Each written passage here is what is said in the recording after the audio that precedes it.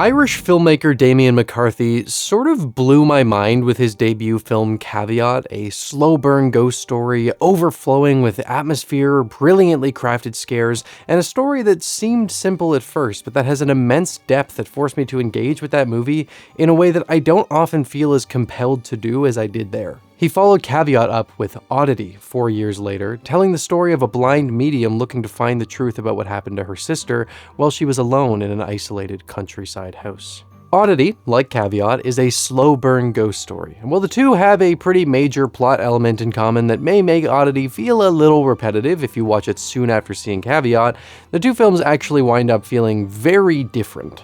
Oddity is much more upfront and open about the story without completely abandoning the mystery from McCarthy's first film, with a lot more dialogue this time around and fewer questions left lingering when the credits roll. It's not to say we're lacking any mystery here, but there's a less up-in-the-air feeling with this one. The film follows Darcy, a blind medium whose sister was murdered under mysterious circumstances nearly a year ago, as she slowly uncovers the truth behind what happened and soon seeks revenge while also realizing that she herself is guilty of something else entirely. Personally speaking, I wasn't as into Oddity as I was Caveat, but that doesn't at all mean it's not still a really cool horror movie. It is, and for many, it was even the scariest or their favorite of 2024, and there's lots of good reasons for that, even if I didn't find it quite as compelling, atmospheric, or effective with scares. That's not going to stop me from giving it the respect that it does deserve and taking a closer look at it. That being said, I do have genuine issues with this movie, so we will be talking lots about that. Without further ado, let's talk about Damian McCarthy's 2024 film, Oddity. One thing that's interesting to note right off the bat is that Oddity has a few familiar pieces for those coming off of McCarthy's first film. If anyone finished that movie and missed that freaky rabbit doll, then you'll be pleased to know that Darcy, our main character and antiques dealer, got her hands on the little fella for her shop of cursed objects, which would be a rather difficult thing to market if you're looking to actually make a profit, but she seems to be doing all right for herself. Alright, it's not exactly the same doll.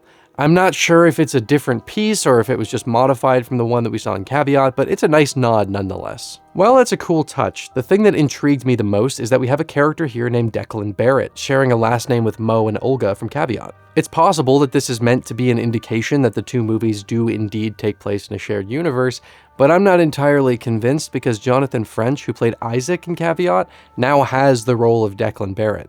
It's a very brief role, so I do think that it's possible that the intention is still that these are a shared universe, but even if that's not the point, it's just cool to see these nods to McCarthy's debut feature. Speaking of Declan, while his screen time is extremely limited, he plays a rather important role in helping to flesh out the film's attempts at setting up this sense that the haunting that we're experiencing in the film is just one of many strange happenings in the world of Oddity. Declan's drawings in his room depict things that he was never around for and has no reason to know about, hinting that he, like Darcy, has a connection to some otherworldly things. Then of course Darcy's entire stock is claimed to be cursed, with the bell that she recently received being used for the movie's final moments in a fun way, but I just really like how the movie, while it focuses on one haunting, sets up an air of magic permeating throughout the world and not just one that's confined to our primary location and narrative. It's not hard to see through McCarthy's work that he has a love for ghost stories, and Oddity in many ways almost feels like a love letter to the mystery and intrigue of these tales. I want to start by talking about the scares and some of the more technical elements of the film, and then we'll get into the narrative. Speaking for myself, I actually didn't find Oddity to be particularly scary, which I was surprised by after hearing all of the things that I had about it. There were a couple of moments that I thought were really cool and brought that nice ghostly atmosphere out, but I don't think there were any moments where I was feeling any strong sense of tension. My favorite scare in the film would be the sequence where Danny's ghost is trying to scare Yana away from the house to protect her from meeting the same fate that she did. The scares in this movie are a little more gimmicky than I think I would have liked for this story, but there's still some cool stuff here.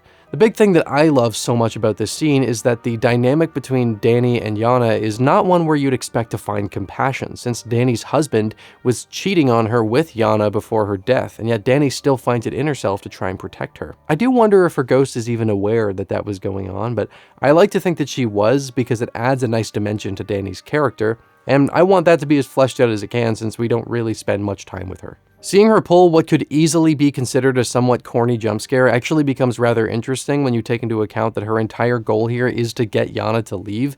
So she's just doing the most in-your-face possible things to accomplish that. Almost like she's panicking and remembering, like seeing horror movies or something like that, and recreating the scares that she saw. Of course, that's not to say that was the intention or anything, but it does make the scene more interesting. She even goes out of her way to show her where her car keys wound up, which I thought was a cool detail. I absolutely adore this image of her face slowly fading into view from the darkness of the house as Yana backs away, like Danny is just making sure that she won't come back. It's a great moment. It's easily my favorite scare of the film. There's also a pretty solid jump scare during the sequence where we see what really happened to Danny, but overall, I didn't find anything in here that really hit. The big thing that really stands out here where that's concerned is the wooden man, which is something that Darcy brings along with her to the house, and it's basically a golem. The design of the thing is really cool, but it's not utilized all that much. There are a couple of scares that come as it moves around, but by the end of the film, there isn't a whole lot that's actively done with it. I do love its purpose in the narrative, but I would have liked to see it used in some more interesting ways because it's such a cool looking piece. Honestly, I think that one of the biggest reasons why this movie doesn't feel particularly scary to me is because most of the stuff that's designed for the horror is coming from Darcy, who's our protagonist in the film and is a good person who only wants to avenge her sister. And with that in mind, it's a little difficult for me to feel a sense of tension when I'm basically just rooting for the person behind the scares. Like, we know that she's the one behind this stuff throughout the entire film. So I don't know. It just... I couldn't quite get there. To be fair, that was also, in some sense, the case in Caveat, but that movie was bathed in so much mystery and atmosphere that it never became a problem. But with Oddity being much more upfront and I'd argue less atmospheric, it's not able to break through that as well, and as a result, the scares just didn't really land. I suppose that brings us to the narrative side of things, which I definitely liked more than the scares, but I still have some problems with it. We're introduced to Danny, Darcy's twin sister, as she's working on the renovations for a house that her and Ted, her husband, are planning on moving into. Ted works in the city at a psychiatric ward during the nights, so Danny is alone at the moment, and in the dead of night, a one-eyed man shows up at her door claiming that someone just entered her home. The whole scene is basically just him trying to convince Danny that he's telling the truth and to let him in so that he can help, but she, reasonably, does not want to open the door to him, especially once he reveals that he's a patient of Ted's. Now, I really enjoy what this scene accomplishes from an atmospheric perspective. This dynamic isn't something that I've seen many times before, and Tadhg Murphy has a lot riding on his performance here because his character is being completely genuine about his concern, but we still need to be on edge about his presence. We have a lot of questions running through our heads here with us not knowing what's going on with the eye at this point, whether or not he's telling the truth, and if he is, then who is in her house? A lot of mystery, lots to wonder about.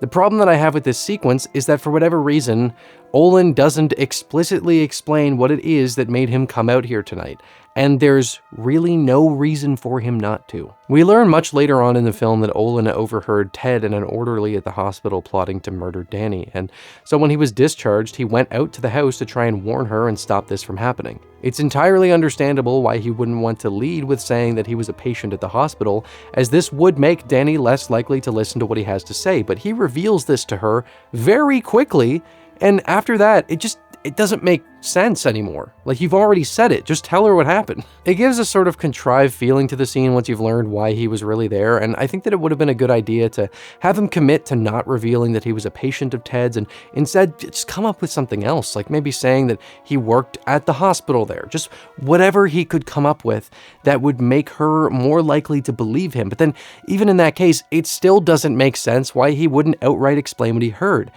Aside from the fact that if he had done this, the catalytic event of the movie wouldn't have happened. So atmospherically, I really like the scene, but it does feel rather contrived and frustrating once you have the context. One of the biggest problems that I think holds this movie back is that if you've seen Caveat, then it's almost impossible to avoid seeing how much this movie feels like it's repeating things that we saw there. I do think it's an interesting idea to see a filmmaker play around with ideas that they've previously explored in a new way, but the reason that it doesn't work for me here is that I didn't find it to be a new angle on some of the same plot elements.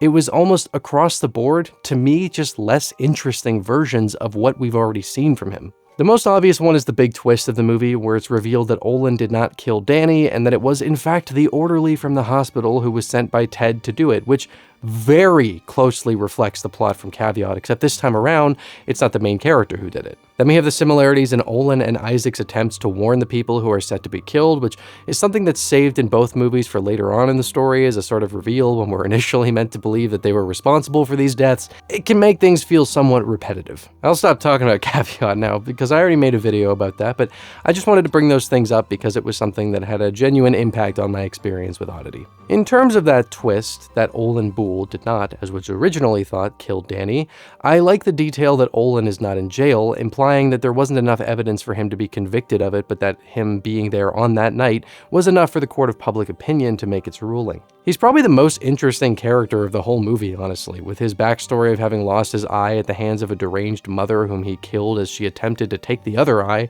which is what landed him in psychiatric care, but he never comes across as someone who really needs to be in a place like this. The movie does some interesting stuff with eyes that I'll talk about in a little bit, but I really love how off-putting it is when we first meet him, because it stands out so much and we have absolutely no idea at this point why it's there. It's a nice detail to build up a sense of mystery during the opening scene, and it's used in a very cool way later on. Yana is a character who I think in many movies would have been a fairly cookie-cutter person, being the woman with whom Ted cheated on Danny and is now living in their house. It's messed up, and while Yana is a pretty rude person when she's interacting with Darcy, she's got a bit more to her than you might expect. She's not aware of what Ted did, and what made her really stand out to me is what happens following that scene where she's chased off by Danny. It's not a situation where she learns about what Ted did, she doesn't fall victim to it, she doesn't return to the house to learn more, she just leaves.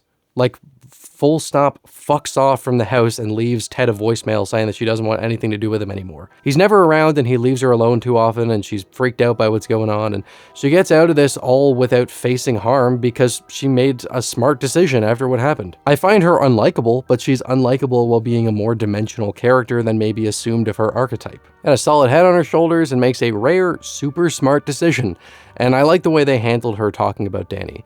It would be weird if you didn't want to keep some memory of her. Darcy is our protagonist of the film, and can we please just take a second to throw some praise at Carolyn Bracken for playing two roles with really impressive precision. Even just individually as Darcy, she does such a fantastic job making this character feel super distinct and emotionally intriguing, but being that Darcy and Danny are twins, she plays both characters, and through their unique looks, it would already be easy to miss that they're the same actor. But what I find to be so insanely impressive is how good of a job Bracken does at making them feel like their own people. She's clearly an incredibly dynamic actor, and what's maybe the most impressive to me is how good of a job she does at making Danny feel as fleshed out as she does, considering how little screen time we spend with her. She is so lived in within the first 15 minutes of the movie, and at no point does it feel like these two are bleeding together in any way or like Darcy is more believable because we spend more time with her. They clearly put a lot of care into making Danny feel just as well realized, which is super important because she's set up as someone who at least I assumed would be our main character, which makes her death come as a shock, and that just wouldn't happen if they hadn't done good work here. Bracken absolutely kills it.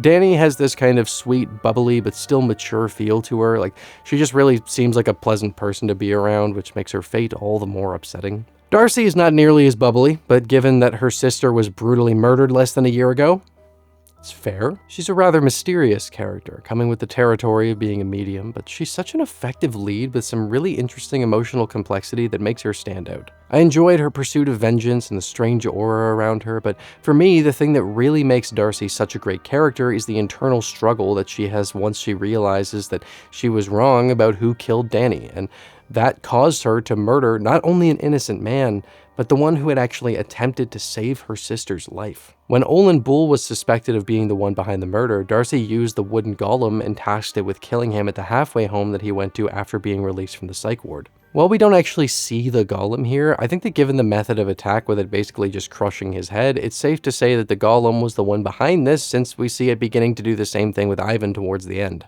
Another thing that I enjoy about her is that they don't ever go out of their way to dump a bunch of info about the kinds of rituals she performs or talk much about why she is the way that she is.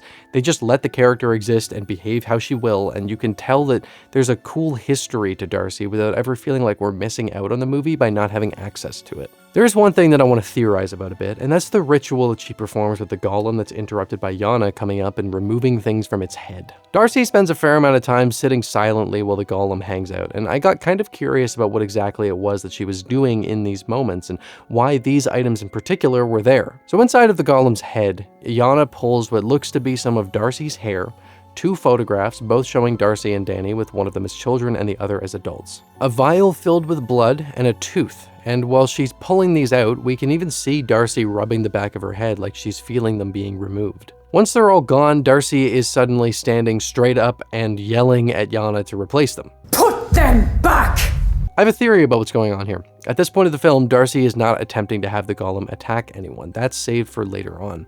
What I think might be going on in this moment is that this ritual is allowing Darcy to relive those moments with her sister.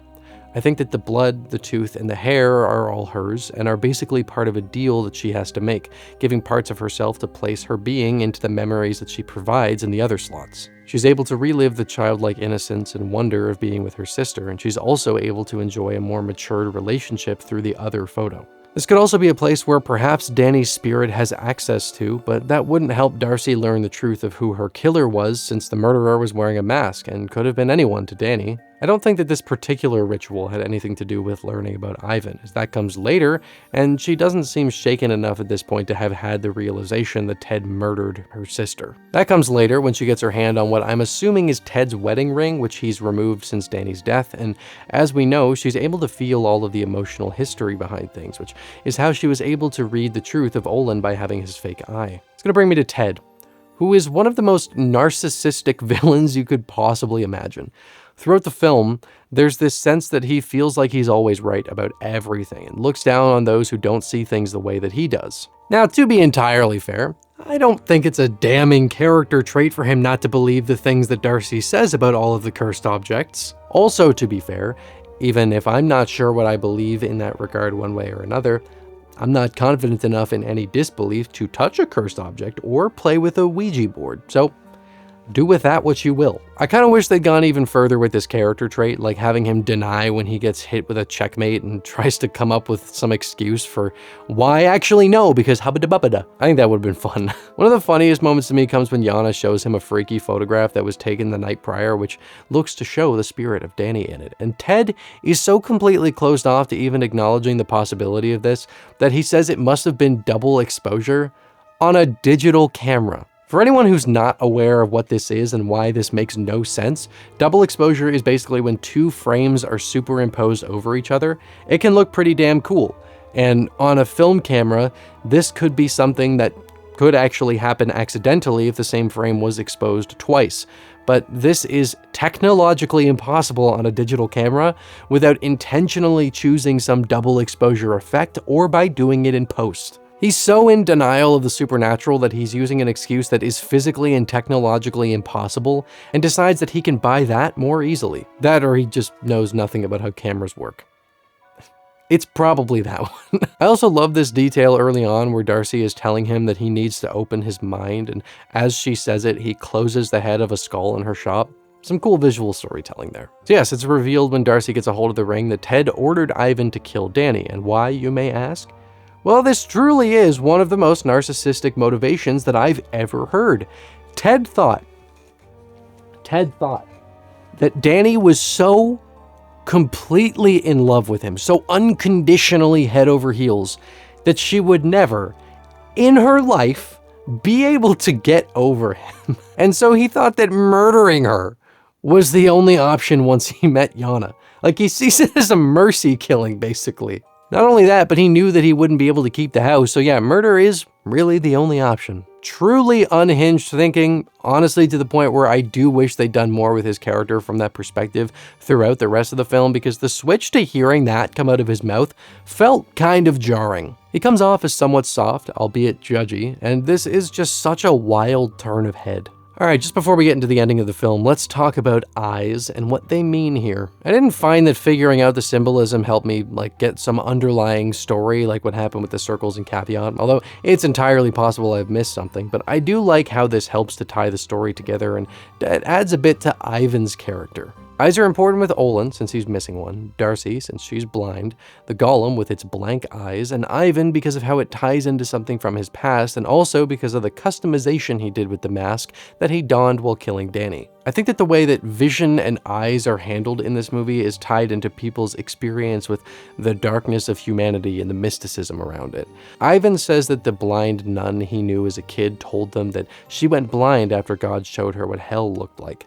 And if we look at the other examples with that context, it actually does make sense. Olin was brutally attacked by his mother and killed her in self-defense, but he held on to his humanity through that traumatic experience, so his remaining eye is reflective of his grasp on the world through his trauma. Experiences like that can often cause people to become rather existential in their thinking, so he probably had his foot in some hard-to-grasp states of mind. Darcy's complete blindness is reflective of her complete connection to that other. She understands it thoroughly and works with it regularly and is, from another perspective, unblinded by the things hiding behind the material world. I find how Ivan is tied into the eyes to be probably the most interesting. We don't learn much about him, but we do know that he was once a patient of Ted's who was released from care and hired so that Ted could keep him under his wing and basically have a lackey of sorts. One piece of backstory that we do have is that he went to a boys' school, which has now been torn down, and a small cross has been placed in the spot where it once stood.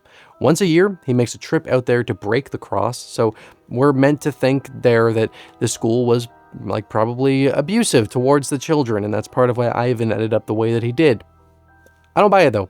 He never mentions the school mistreating him, and I think that more importantly, the fact that someone is making the effort to always replace that cross kind of just gives me the impression that it's not someone who worked at the school or something like that and feels some obligation towards it, but instead someone who deeply cared about it and felt like it was a place that deserved to be commemorated. If we take it that the school wasn't an abusive place, and again, this is complete theorizing, then it adds some really cool depth to the mask that he wears when killing Danny, where he's painted on these distorted looking eyes as a reflection of his self-victimization and using that as an excuse to lash back at others. He's a truly terrible, heartless person, and if the fact that he murdered Danny wasn't enough for you, he had some other things in mind. What if the motive was sexual? Surely some holes in all that, but I just found it to be a cool way of showing how the movie explores people's relationships with trauma and how those experiences shape the way that they went on to interact with the world. All right, let's talk about the end of the film.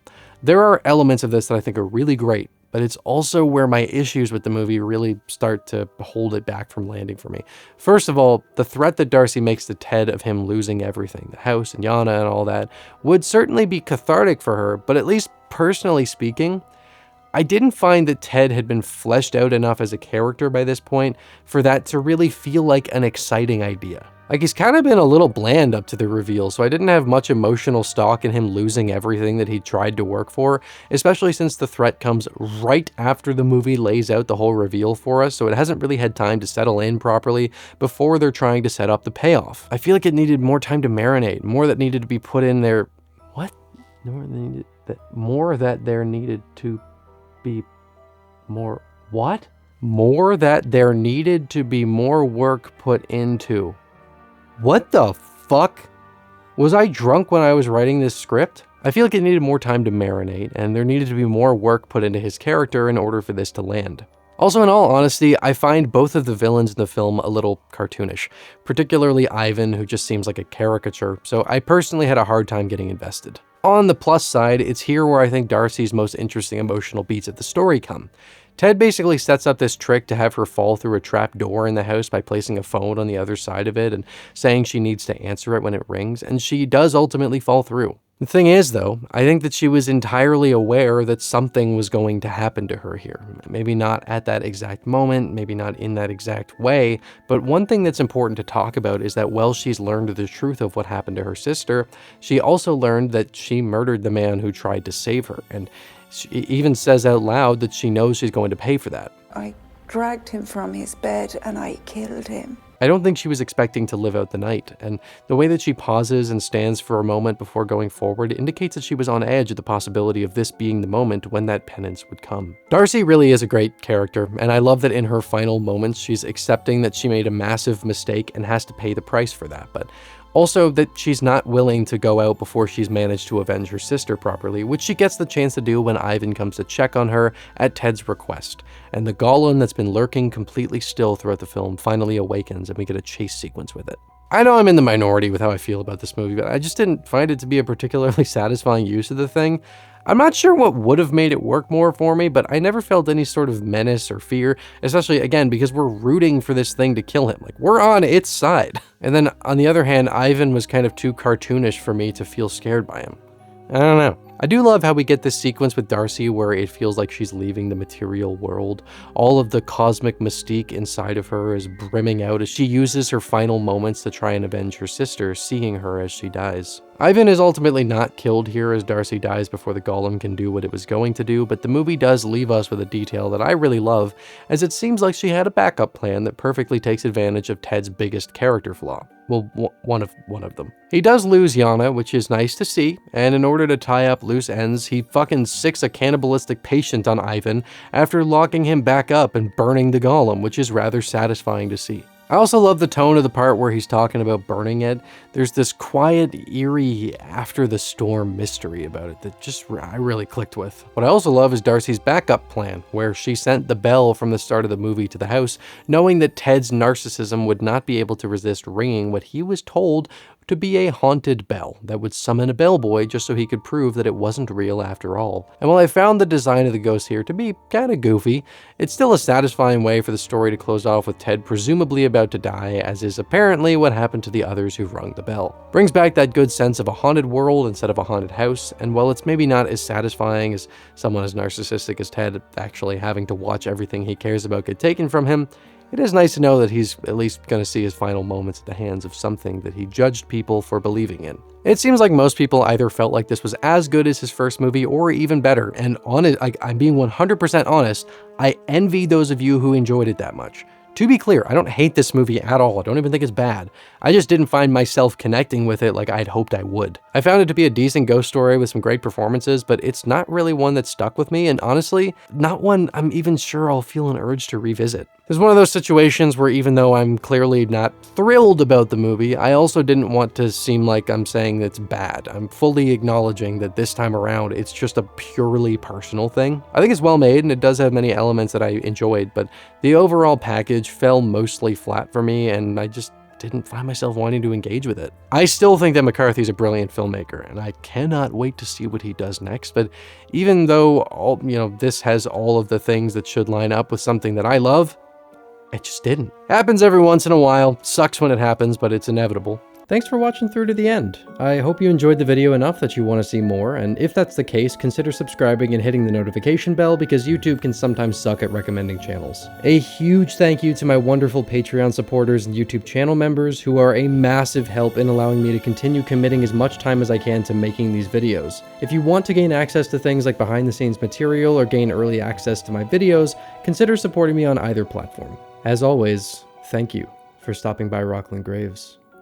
I hope you've enjoyed your stay.